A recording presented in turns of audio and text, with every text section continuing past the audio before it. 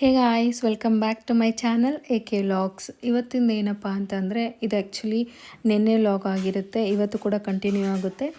ನಿನ್ನೆ ನಮ್ಮ ಮಗುಂದು 2 months complete ಆಯಿತು. 3 ಮಂತ್ಸ್ಗೆ ಎಂಟರ್ ಆದ. ಸೊ ಅದರಿಂದ ಅವನದು ಕೂಡ ಫೋಟೋಶೂಟ್ ಮಾಡೋಣ ಅಂತ ಈ ಥರ ಗಾಳಿಪಟ ಥೀಮಲ್ಲಿ ಮಾಡ್ತಾಯಿದ್ವಿ. ಗಾಳಿಪಟನೇ ಯಾಕೆ ಚೂಸ್ ಮಾಡಿಕೊಂಡೆ ಅಂದರೆ ಸಂಕ್ರಾಂತಿ ಹಬ್ಬ ಬೇರೆ ಬಂತಲ್ವ. ಸೊ ಇದು ಕೂಡ ಒಂದು ವಿಶೇಷ ಅಲ್ವಾ, ಸಂಕ್ರಾಂತಿ ಹಬ್ಬದಲ್ಲಿ ಗಾಳಿಪಟ ಆರಿಸೋದು. ಸೊ ಅದರಿಂದ ಈ ಥೀಮಲ್ಲಿ ಇಟ್ಕೊಂಡು ಮಾಡೋಣ ಅಂತ ಮಾಡ್ತಾಯಿದ್ದೀನಿ. ನೋಡಿ ಇಲ್ಲಿ ಇದು ಅವರೆಕಾಯಲ್ಲಿ ಮತ್ತು ಕ್ಯಾರೆಟ್ ಇರಲಿಲ್ಲ. ಸೊ ಕ್ಯಾರೆಟ್ ಇಲ್ದಿರೋದಕ್ಕೆ ಪೇಪರಲ್ಲೇ ಈ ಥರ ಕಲರ್ನ ಶೇಡ್ ಮಾಡಿಬಿಟ್ಟು ಕ್ರಯನ್ಸ್ ಇತ್ತು. ಸೊ ಕ್ರಯನ್ಸನ್ನೇ ಯೂಸ್ ಮಾಡಿಬಿಟ್ಟು ಈ ಥರ ಮಾಡಿದ್ದೀನಿ. ಇದು ಚೆನ್ನಾಗಿದೆ ಅಂತ ಅನಿಸುತ್ತೆ. ನಾನು ಫೈನಲ್ ಲುಕ್ ಎಲ್ಲನೂ ಹೇಗೆ ಬಂತು ಅಂತ ಕೂಡ ತೋರಿಸ್ಕೊಟ್ಟಿದ್ದೀನಿ. ಆ್ಯಕ್ಚುಲಿ ಇದು ಇನ್ಸ್ಟಾದಲ್ಲಿ ತುಂಬ ಟ್ರೆಂಡ್ ಆಗ್ತಿತ್ತು ಈ ಥರ ಮಾಡೋದು. ನಮ್ಮ ನಾದಿನಿಯವರು ಕೂಡ ಕಳಿಸಿದ್ರು ಈ ಥರ ಮಾಡಿ ಚೆನ್ನಾಗಿರುತ್ತೆ ಅಂತ. ಸೊ ಅದಕ್ಕೆ ಒಂದು ಸಲ ಟ್ರೈ ಮಾಡೋಣ ಅಂತ ಹೇಳಿ ಟ್ರೈ ಮಾಡಿದೆ. ನನಗೂ ಕೂಡ ತುಂಬ ಇಷ್ಟ ಆಯಿತು. ಕೊನೆಗೆ ನೋಡಿ ತೋರಿಸ್ತೀನಿ.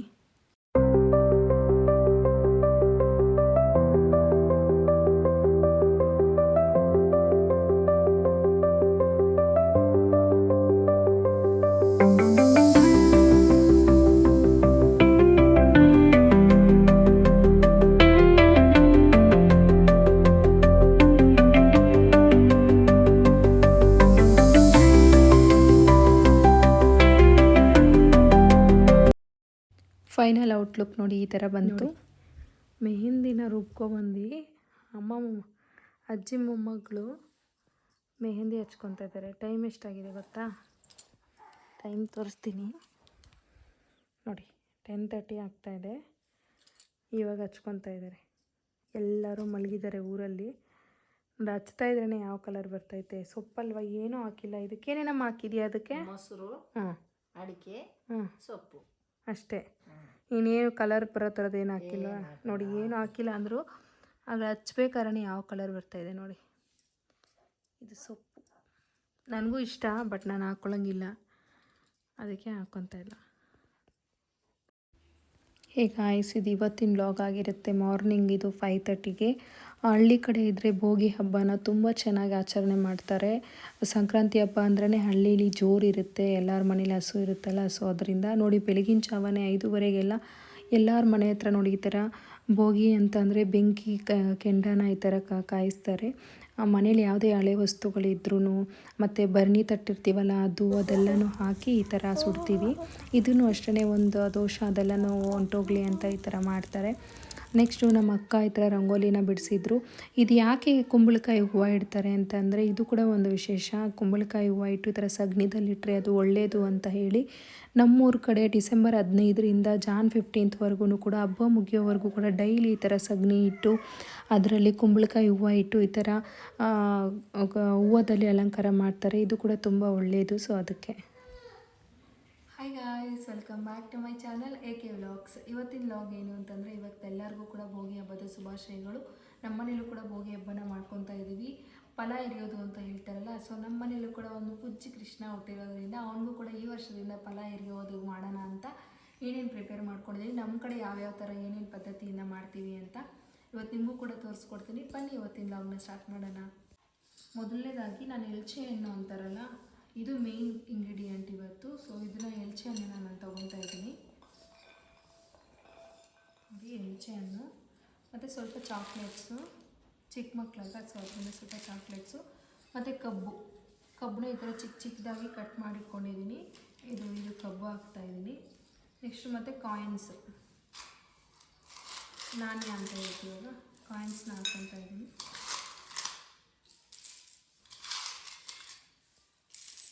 ಕಾಯಿನ್ಸು ಮತ್ತು ಇದು ಬಂತಿ ಹೂವು ಗೊತ್ತಲ್ವಾ, ಇದು ಒಂದು ಹೂವು.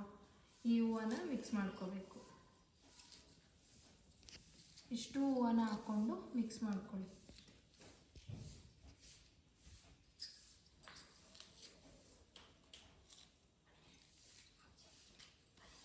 ನೋಡಿ ಇಷ್ಟು ಹೂವನ್ನು ಹಾಕ್ಕೊಂಡು ಕ್ಲೀನಾಗಿ ಮಿಕ್ಸ್ ಮಾಡ್ಕೋಬೇಕು.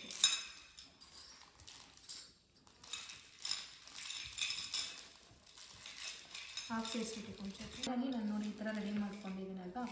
ಇದನ್ನು ಮಗುಗೆ ಮೊದಲನೇದಾಗಿ ಮಗು ತಾಯಿ ಉಯ್ಬೇಕು. ನಾನು ಯಾವ ಥರ ಅಂತ ನಾನು ತೋರಿಸ್ಕೊಡ್ತೀನಿ. ಬನ್ನಿ, ಇವಾಗ ಇದನ್ನು ರೆಡಿ ಆಯ್ತಲ್ವ, ಇಲ್ಲಿಡ್ತೀನಿ. ಮೊದಲನೇದಾಗಿ ನೋಡಿ ಕೃಷ್ಣನಿಗೆ ಕೃಷ್ಣನಿಗೆ ಉಯ್ಬೇಕು. ಕೃಷ್ಣನಿಗೆ ಉಯ್ದ ಮೇಲೆ ಮಗುಗೆ ಉಯ್ಬೇಕು.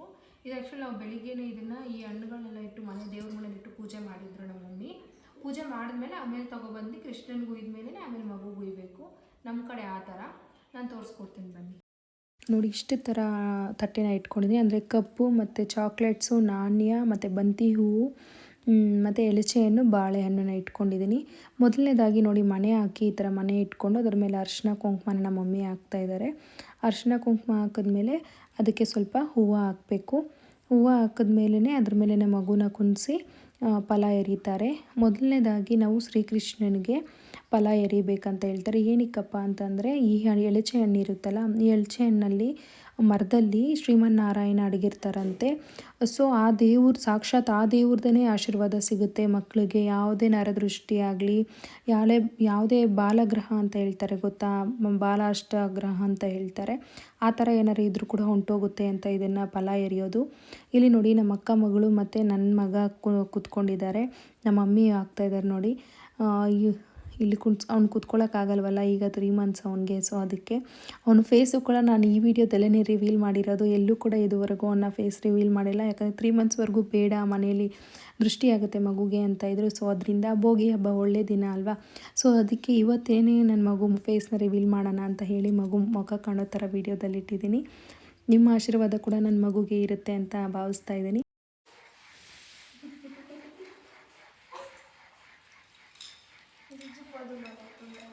ಕೂಸನ್ನ ಪೊನ್ನೆನಾ?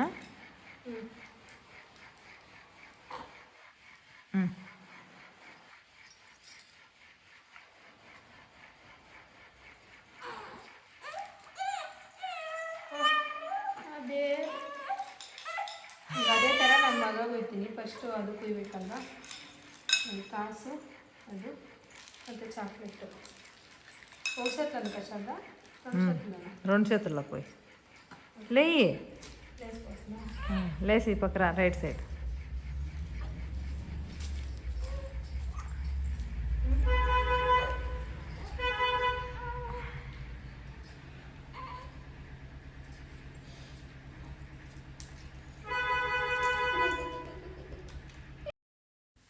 ಇಲ್ಲಿ ನೋಡಿ ನಮ್ಮ ಅಕ್ಕ ಮಗಳಿಗೂ ಕೂಡ ನಮ್ಮ ಅಕ್ಕ ಫಲನ ಎರಿತಾ ಇದ್ದಾರೆ. ಅಂದರೆ 3 ತಿಂಗಳ ಮಗುವಿಂದ 11 ವರ್ಷದ ಮಗುವರೆಗೂ ಕೂಡ ಫಲನ ಎರಿಬೋದು. ಸೊ ಅದರಿಂದ ನಮ್ಮ ಅಕ್ಕ ಮಗಳಿಗೆ ಇನ್ನೂ ಫಲ ಎರಿತಾ ಇರೋದು.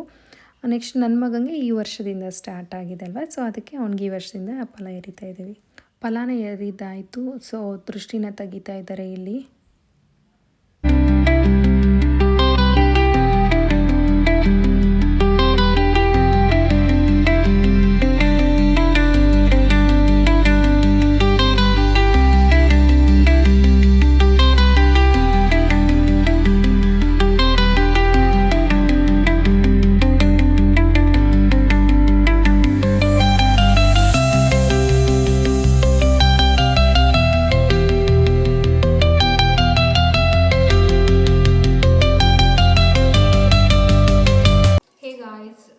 ಇದು ಎಳಚೆ ಹಣ್ಣೆ ಯಾಕೆ ಮಗುಗೆ ಫಲ ಎರೀತಾರೆ ಅಂತಂದರೆ, ಈ ಹಣ್ಣು ಬಂದ್ಬಿಟ್ಟು ಇದನ್ನು ಬದ್ರಿ ಫಲ ಅಂತಲೂ ಕೂಡ ಕರೀತಾರೆ. ಬದ್ರಿ ವನದಲ್ಲಿ ಈ ಮರದಲ್ಲಿ ಶ್ರೀಮನ್ನಾರಾಯಣ ಇರ್ತಾರೆ ಅಂತ ಹೇಳ್ತಾರೆ. ಸೊ ಅದರಿಂದ ಈ ಹಣ್ಣಿನ ತಂದು ಮಗುಗೂ ಇದ್ದರೆ ಯಾವುದೇ ದೃಷ್ಟಿ ಆಗಲಿ ಮತ್ತು ಏನಾರ ಬಾಲಗ್ರಹ ಆ ಥರ ಏನಾರ ಆಗಿರುತ್ತಲ್ವ, ಆ ಥರ ಏನಾರ ಇದ್ರೂ ಕೂಡ ಮಕ್ಕಳಿಗೆ ಹೊಂಟೋಗುತ್ತೆ. ದೇವ್ರದ್ದು ಶ್ರೀಮನ್ನಾರಾಯಣನೇ ಸಾಕ್ಷಾತ್ ಆ ದೇವ್ರದೇ ಆಶೀರ್ವಾದ ಸಿಗುತ್ತೆ ಅಂತ ಈ ಹಣ್ಣನ್ನೇ ತಂದು ಮಗುಗೆ ಫಲ ಎರಿಯೋದು.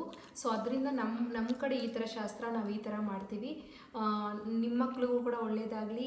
ಫಲ ಎರಿಯೋದ್ರಿಂದ ತುಂಬ ಒಳ್ಳೆಯದು. ಮಕ್ಕಳಿಗೆ ಯಾವುದೇ ನರದೃಷ್ಟಿ ಆಗಲಿ ಏನೂ ಇರೋದಿಲ್ಲ. ಅದಕ್ಕೋಸ್ಕರ ಅಷ್ಟೇ ಇವತ್ತಿನ ಲಾಗ್ ಇದಾಗಿತ್ತು ಗಾಯ್ಸ್. ನನ್ನ ಲಾಗ್ ನಿಮ್ಗೆ ಇಷ್ಟ ಆಗಿದ್ದಲ್ಲಿ like, share, comment and subscribe. Thank you.